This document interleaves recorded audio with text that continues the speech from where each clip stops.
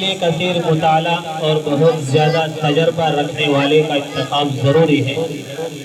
اس لیے ہماری اس مجلس کے بڑے مطالعہ اور باریکی سے تاریخ کی نزاکتوں کو پرکھنے والے جناب حضرت مولانا فہیم الدین صاحب دامت برکاتہ العالیہ موجود ہیں۔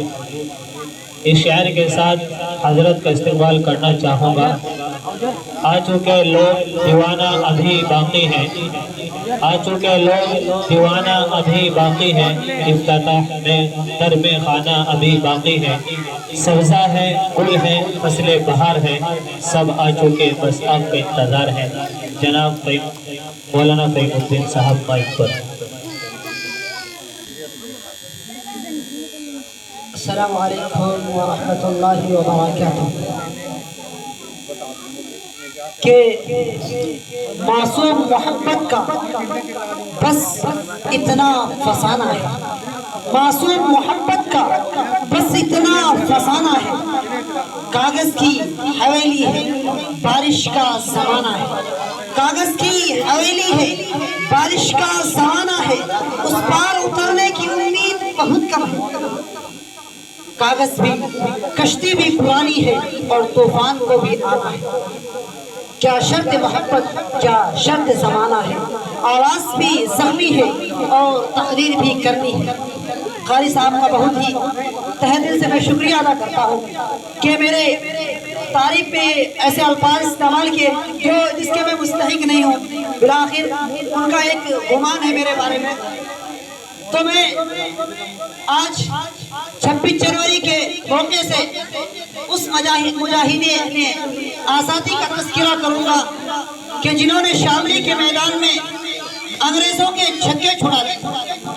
ان کا نام نامی حجت الاسلام والمسلمین، قاسم العلوم والخیرات، جامع المعقولات والمنقولات، نابغہ روزگار حضرت مولانا محمد قاسم النانوتوی علیہ الرحمہ کی شخصیت ہے، جنہوں نے ہندوستان کو آزاد کرانے کے لیے ہندوستان کو ایسے وقت میں مسلمانوں کی قیادت کی ہے جب دہلی کی جامع مسجد کی سیڑھیوں پر چڑھ کر عیسائی مبلغین پورے ہندوستان کو کرۂ ارضی کا دوسرا اسپین بنانے کا اعلان کر رہے تھے، جب عیسائی مشنریز پورے آب و تاب کے ساتھ ملک کے کونے کونے میں حکومت کی پشت پناہی کے ساتھ عیسائیت کی تبلیغ کر رہی تھی، مسلمانوں سے دین و ایمان چھیننے کے لیے ایک جانب عیسائیت کا طوفان بلا خیز تھا تو دوسری جانب پنڈت دیانند سرسوتی کی ہرزہ سرائیاں تھیں۔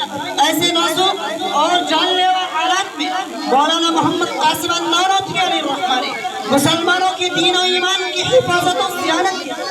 دیوبند میں دارالعلوم کی بنیاد رکھی، دارالعلوم دیوبند کی بنیاد آپ کا ایک ایسا اجتہادی کارنامہ ہے جس کے فیوض برکات سے آج تک عالم اسلام مستفید ہو رہے ہیں۔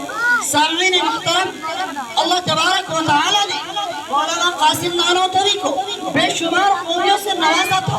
آپ ایک جانب باطل کو بندانے شکن جواب دینے والے لیڈر، بے خوف بے باک خطیب، مخلص مسلح، بے لوث استاد، عظیم مربی، بے مثال ادیب، بہترین مصنف، یگانہ روز متکلم اور ایک بے لوث خادم ملت ہونے کے ساتھ ساتھ خلوص للہیت، جہد و استغنا، لاجواب دینی بصیرت اور فرقہ باطلہ کی تردید میں مضمون عقلی دلائل آپ کا ایک امتیازی وصف تھا جو ابن عبدالسلام، امام غزالی اور شاہ ولی اللہ کے بعد آپ کے حصے میں آیا تھا۔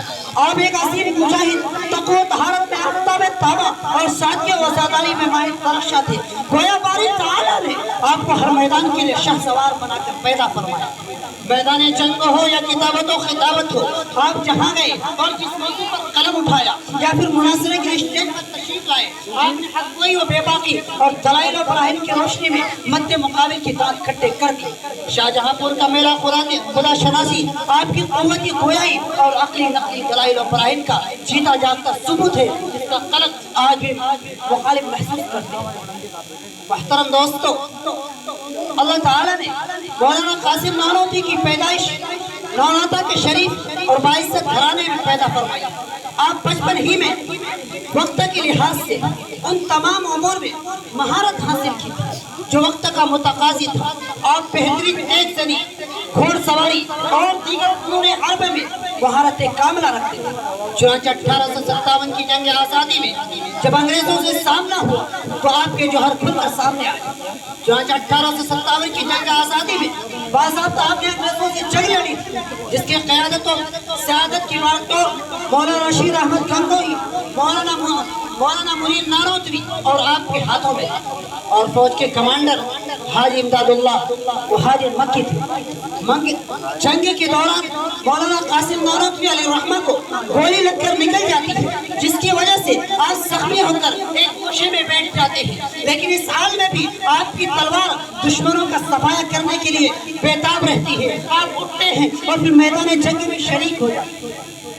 शामली का मैदान अंग्रेजी फौज के लिए जहन्नम साबित होता है। मुजाहिदीन की फौज उन्हें मारते काटते पीछे धकेलती चली जाती है। मुजाहिदीन को पता नसीब होती है और अंग्रेज शिकस्त खाकर मैदान से फरार होने को तरजीह देते हैं। लेकिन दीगर इलाकों में अंग्रेजों की जीत मुगलिया सल्तनत के ताबूत में आखिरी की साबित होती है और हिंदुस्तान से मुसलमानों की 800 साल हुकूमत का सूरज गुरूब हो जाता है। चुनांचे 1857 की जंग आज़ादी के बाद मौलाना कासिम नारोतवी अलैहिर्रहमा के नाम वारंट जारी किया जाता है। लेकिन अब इसके बावजूद फितरी शुजाअत और बहादुरी, फिरासत ईमानी, हिम्मत क़ल्बी और इरादे उल अज़्म के बायस अपने इलाके में मुक़ीम रहने को तरजीह देते हैं। हाजिर दिमागी और खुदाई मदद की वजह से आप गिरफ्तार होने से बच जाते हैं।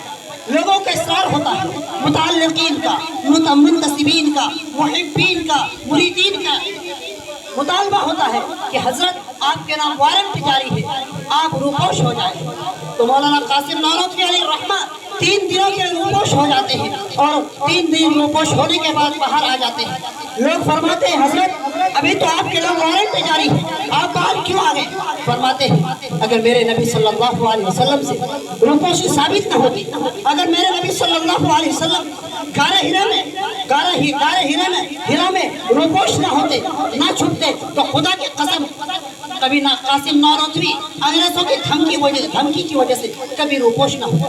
ये तो सुन्नत नबी की वजह से, नबी सल्लल्लाहु अलैहि वसल्लम की सुन्नत को अपनाने की वजह से मैं 3 दिनों तक के लिए रूपोश हो गया। तुम ये समझते हो कि कासिम नारोतवी अंग्रेजों के डर की वजह से रूपोश हो गया था? ऐसा नहीं है मेरे दोस्तों, आपको मालूम होना चाहिए 1857 की जंग आज़ादी से पहले अंग्रेजों ने जिस कदर मुसलमानों पर जुल्म सितम के पहाड़ तोड़े थे, 1857 की जंग आज़ादी के बाद अंग्रेजों ने मुसलमानों पर तरह तरह के मजालिम ढाए, मुसलमानों पर और हिंदुस्तानियों पर तरह के मजालिम ढाए और अंग्रेजों ने ये साजिश कर रखा था और अंग्रेजों ने ठान लिया था कि इस्लामी तहजीब और तमद्दुन, इस्लामी शनाख्त को ताराश कर दिया जाए, इसको ख़त्म कर दिया जाए और इसी तरह हर तरह की उन्होंने प्लानिंग की।